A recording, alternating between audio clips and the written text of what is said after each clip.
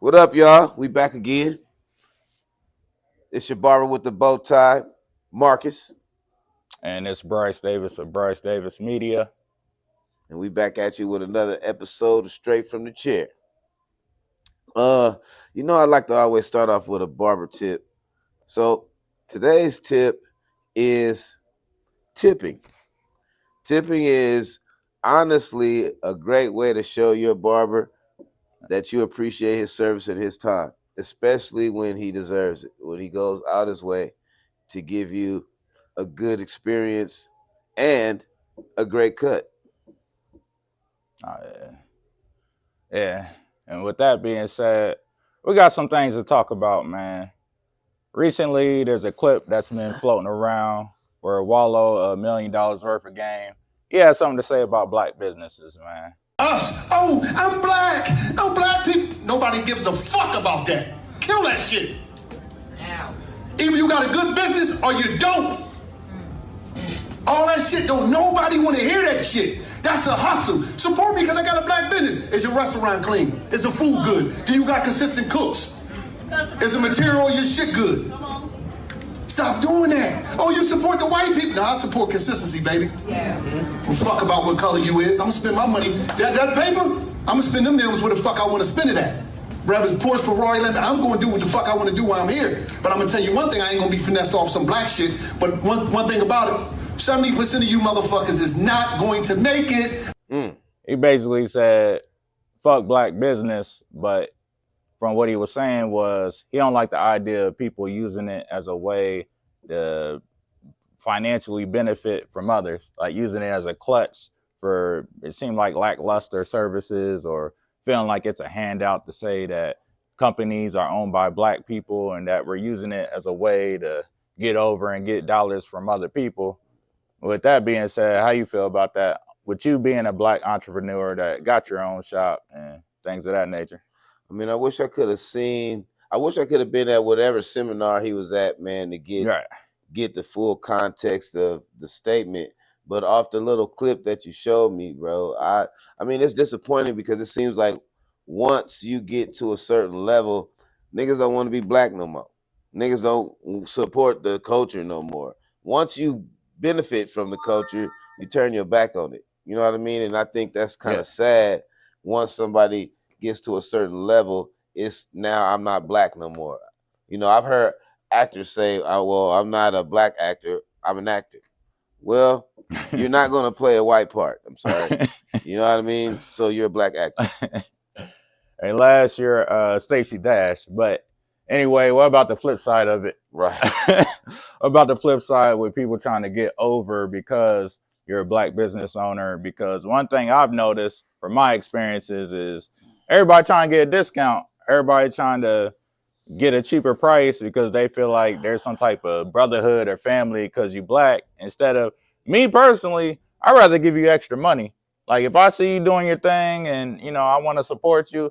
Oh, this costs 10. So I want to give you like 15 at least just because I want to see you win. Not, oh, let me get a discount because, you know, I know you from up the street or whatever the case is. I'm sure you deal with that, you know, especially dealing with people that, you know, get haircuts and. No, man, I got so much to say about that, you know, for real. But so first of all, I mean, I like to believe there's a psychology to everything. I feel like black people, unfortunately, we're the hardest on ourselves. And, you know, and honestly, it's easy to make that statement because I'm not white. You know, I don't know what white people do. Yeah.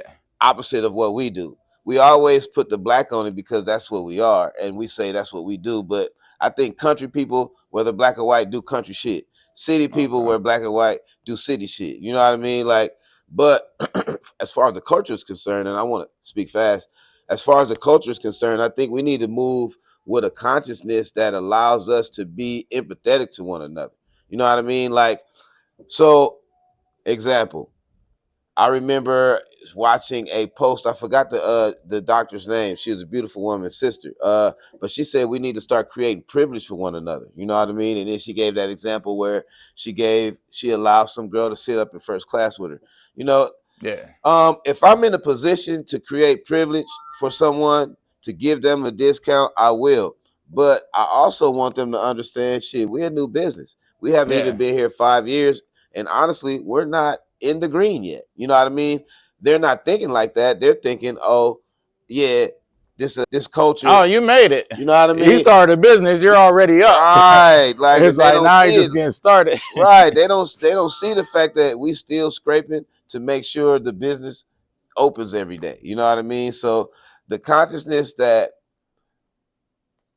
the brotherhood, including sisterhood, the culture should move with a certain level of empathy means that you're not looking for a handout.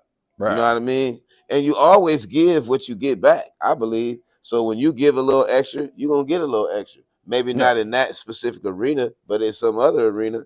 But they say karma is, it is, you know, you get what you reap what you sow. So yeah, we all heard that saying.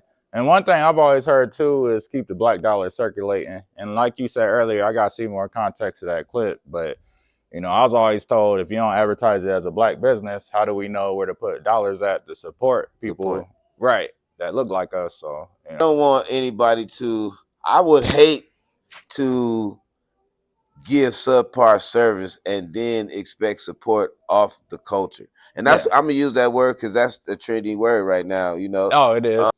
But yeah, that's, we have to create some level of culture. We have to create some level of loyalty within our own skin connection. You know what I mean? Because they say skin folk ain't kinfolk, but mostly, you know, I got a slogan.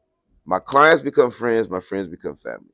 Because I've always come from a dynamic where I was closer to people outside of my house than the people inside of my house. You know what I mean? So I'm very personable and you know, I attract in every sense of the word. So in knowing that, you know, you got to weed out the people that the people that you attract, but for the most part, you have to move with that consciousness of empathy. Like, man, receive the energy, the love, and give it back. Give it back, you know. Instead of using it for your own personal gain, trying to manipulate things, you know. It's kind of like soliciting, you know, like when people come up in your shop and they trying to get you to buy stuff off of them and they ain't never seen you a day in their life. And so soliciting, you know, I think that's something that you gotta develop too, like being a salesman. Like it's definitely a skill. You know, everybody's not born with it. Like, you know, I hate when I go grocery shopping and somebody can just come up to you like, hey man, like your hat, come get this Spectrum service. And it's like, whoa. Like, yo, that ain't the way to go about it. Like, it's a better way. Right. I mean, you know, we in the hood. We from the hood. I mean, Xenia, but hey, we used to call the East End the hood, but yeah, now, but the East End wasn't the hood, man. It was, but not and no it's more. unfair that black people have to be considered ghetto if they're not rich, so to speak. You know what I mean? What y'all don't understand, when I came to Xenia, shout out to Xenia, man. I'ma always shout out Xenia, man. X-Town, USA, baby. You hear me? Xenia is a beautiful place to be, you know. So listening, bro, you remind me of a time when I think you was here when the dude came in selling those turtle chocolates. Yeah. And I told him, I'm like, bro, you always come in soliciting, but you don't never donate to the business. You don't never come get a cut. No support, no, you know what I mean? contribution. You don't never buy no hair. I know you got kids. Yeah. So eventually he came and he got a cut. And right after the cut, he still tried to sell me some turtles. I was like, bro, it ain't working like that. You're not gonna make your money back from me like that. Right. I'll donate to the cause. That's not circulating the black dollar. Not like that, bro. That's not circulating it. You know? Right. Just going in one end and not out. Bruh, as soon as he got out the chair, he went to the, and I saw him come in with the box. I was already ready to tell him no. Yeah. And then he said, can I get a cut? I'm like, yes. How much the cut? I'm like, 30. Yeah. He come in, sit down. As soon as he get out the chair, he get this box and say, you can get 2 for 18. I'm like, bruh, you're not about to work me like that. You're not about to work me like that. Oh man, I was surprised they ain't hit you with the how much a lineup then? Right.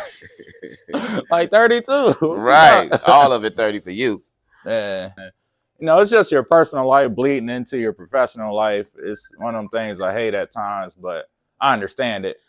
You know, I seen a nurse get fired for twerking, making a bunch of TikTok videos twerking.